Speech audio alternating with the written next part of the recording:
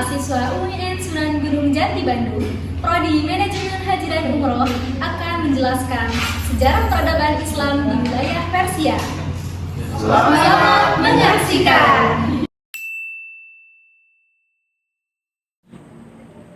Jauh sebelum datangnya Islam, Persia sudah menjadi salah satu peradaban terbesar dan paling maju di dunia. Wilayah yang sekarang dikenal sebagai Iran ini telah melahirkan kerajaan-kerajaan besar yang berpengaruh dalam sejarah dunia. Persia terkenal dengan sistem pemerintahannya yang teratur, perdagangan yang maju, serta perkembangan ilmu pengetahuan dan kebudayaan yang begitu besar. Nah, beberapa kerajaan besar yang pernah berdiri di Persia yaitu seperti Achaemenid, Parthia, dan juga Sasania. Di antara ketiganya, Kekaisaran Sasania ini merupakan kerajaan terakhir sekaligus salah satu yang paling kuat sebelum datangnya Islam. Nah, kekaisaran ini memiliki wilayah yang begitu luas dan menjadi saingan utama Kekaisaran Romawi Timur atau yang disebut juga dengan Bizantium. Nah, teman-teman, pada masa itu, mayoritas masyarakat Persia menganut agama Zoroastrianisme. Agama ini mengajarkan penyembahan kepada Tuhan yang disebut Ahura Mazda, serta menekankan pentingnya pikiran baik, perkataan baik, dan juga perbuatan baik. Namun, kejayaan Persia tidak berlangsung selamanya. Memasuki abad ke-7 Masehi, Kekaisaran Sasania ini mulai mengalami kemunduran. Perang yang berkepanjangan dengan Bizantium menguras kekuatan militer dan ekonomi negara menjadi lemah. Di dalam negeri juga terjadi perebutan kekuasaan dan ketidakstabilan politik, sehingga rakyatnya juga terbebani oleh pajak yang begitu tinggi yang menimbulkan ketidakpuasan sosial. Nah, dalam kondisi yang lemah tersebut, pasukan Muslim mulai memasuki wilayah Persia pada masa Khalifah Umar. Beberapa pertempuran besar yaitu seperti pertempuran Qadisiyah pada tahun 635 Masehi dan juga pertempuran Nahafan pada tahun 642 Masehi. Nah, pertempuran tersebut menjadi titik balik yang menyebabkan runtuhnya kekuasaan Sasania. Akhirnya pada tahun 650 Masehi wafatlah Raja Yazderd III menandai berakhirnya Kekaisaran Sasania. Nah, meskipun kekaisaran tersebut runtuh, kebudayaan Persia tidak hilang.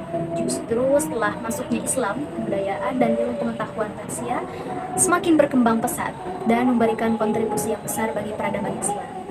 Dan juga banyak ilmuwan Muslim terkenal berasal dari Persia dan karya-karya mereka terus dipelajari hingga saat ini.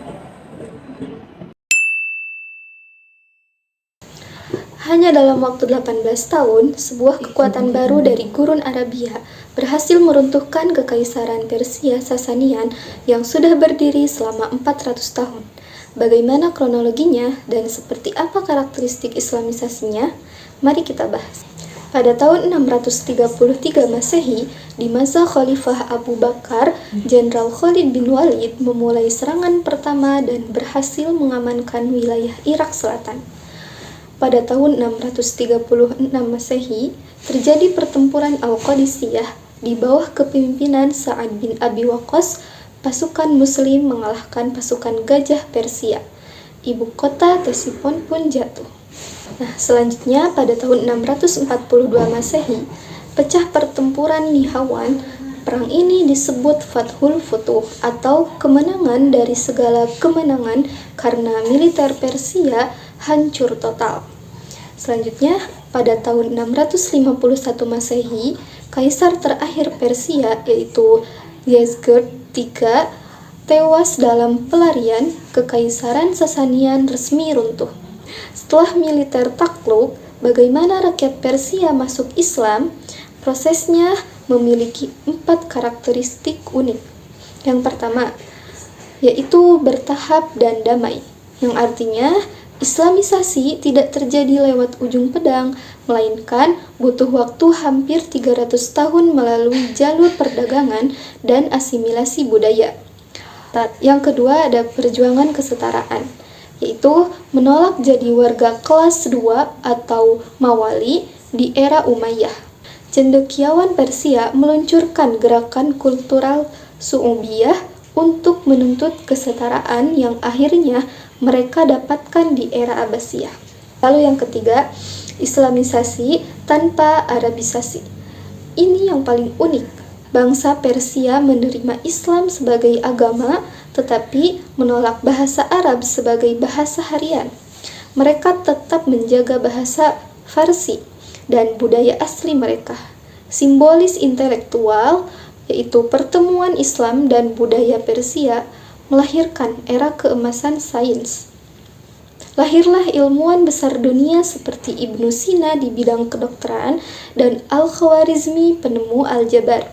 Kesimpulannya, Islamisasi di Persia membuktikan bahwa Islam hadir bukan untuk menghapus identitas lokal, melainkan merangkulnya untuk membangun peradaban yang lebih agung. Saya Dewi Zahra Febriani, terima kasih. Assalamualaikum. Baik, bismillahirrahmanirrahim.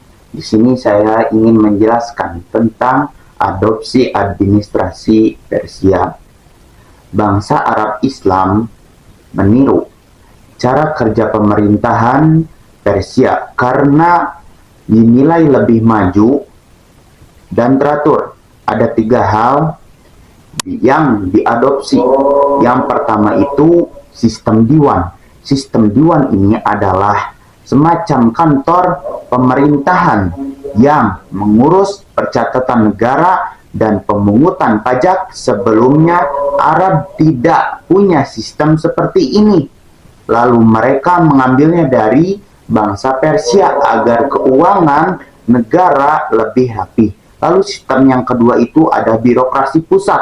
Birokrasi pusat ini adalah cara mengatur wilayah-wilayah kekuasaan yang luas diambil dari kerajaan Sasani atau kerajaan Persia besar. Intinya ada struktur yang jelas siapa perintah, siapa dan wilayah mana diurus oleh siapa. Lalu sistem yang ketiga itu ada etika istana. Etika istana ini soal tata cara dan sopan santun di lingkungan kerajaan, cara berpakaian, cara bicara keraja, upacara resmi, semua ini diambil dari tradisi kerajaan-kerajaan Persia yang sudah sangat mewah dan teratur. Jadi di dalam adopsi administrasi Persia ini terbagi menjadi 3. Yang pertama itu sistem diwan yang tadi sudah saya sampaikan.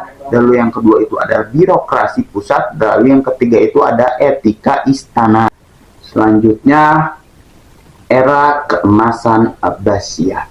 Era keemasan Abbasiyah ini pada tahun 750 Masehi adalah titik penting dalam sejarah Islam, di mana dinasti Abbasiyah ini berdiri dan menjadikan Baghdad sebagai ibu kota. Kota ini berkembang.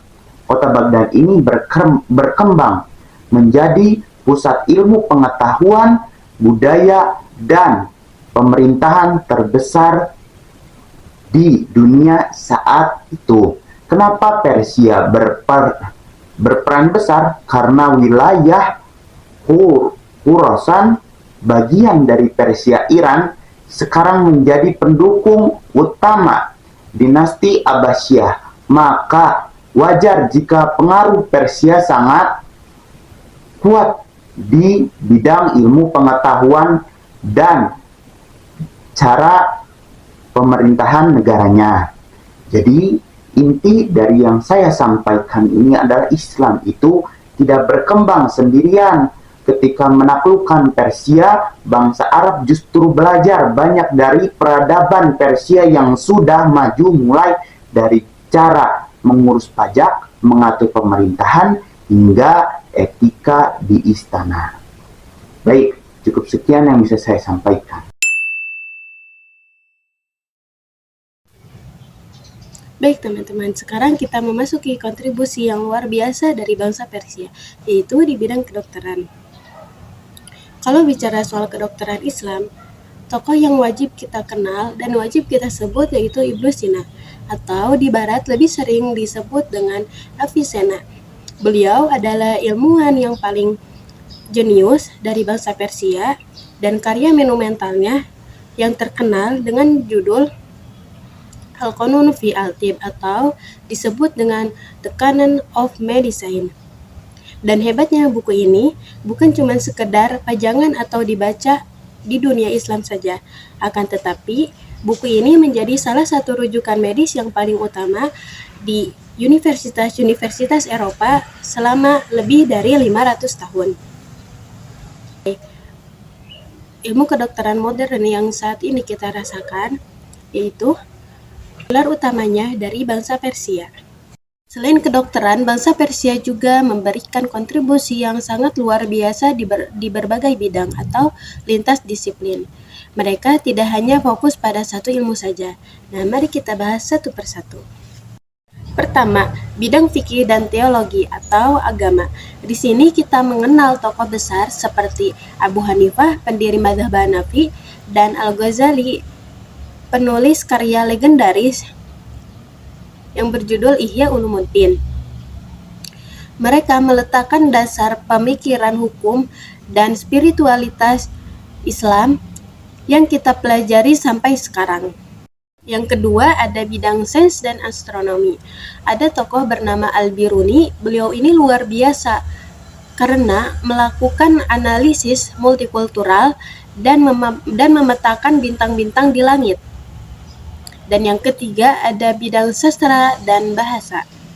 Ada sastrawan bernama Firdausi yang menulis kitab Shahnamah atau epik raja-raja Persia. Karya ini berhasil menjaga kelestarian bahasa dan identitas budaya Persia. Keempat, ada bidang filsafat. Ada filosof bernama Al-Farabi. Kontribusi besarnya adalah menjembatani dan mengintegrasikan filsafat Yunani kuno dengan pemikiran Islam, sehingga umat Islam saat itu bisa berpikiran lebih kritis dan logis. Kesimpulan dari 2 poin tadi, kita bisa melihat bahwa Persia bukanlah sekedar wilayah yang ditaklukkan oleh Islam, justru sebaliknya, bangsa Persia adalah arsitek utama yang ikut membentuk wajah, identitas intelektual, administrasi, hingga seni dunia Islam klasik seperti yang kita kenal hari ini. Baik, di sini saya akan menjelaskan dinasti Safawi Isa Ismail I pada tahun 1501 Masehi. Menetapkan Syiah 2 bebas imam sebagai agama resmi negara untuk membentuk identitas nasional Irak yang unik. Pusat budaya Isfahan berkembang menjadi permata arsitektur dunia Islam dengan desain masjid yang revolusioner. Selanjutnya, warisan dan budaya. Arsitektur Iwan pengguna lengkungan tinggi dan ubin mosaik biru yang kini menjadi ciri khas masjid di seluruh Asia Tengah. Seni miniatur, tradisi melukis, narasi, sejarah dan sastra dengan detail mikroskopis yang sangat indah. Dan yang terakhir ada kaligrafi nastalik, yaitu gaya penulisan yang luwes dan estetis sering digunakan dalam naskah puitis Persia. Dan yang terakhir ada Persia, arsitektur peradaban Islam. Sejarah membuktikan bahwa Persia bukan sekadar wilayah taklukan, melainkan pilar utama yang membentuk identitas intelektual, administratif, dan arsitektur dunia Islam klasik. Sekian dari saya, terima kasih. Terima kasih. Terima kasih. Dadah. Terima kasih. Dadah. Terima kasih. Dadah. Terima kasih. Dadah. Sekian dari kami, terima kasih telah menyaksikan. Wassalamualaikum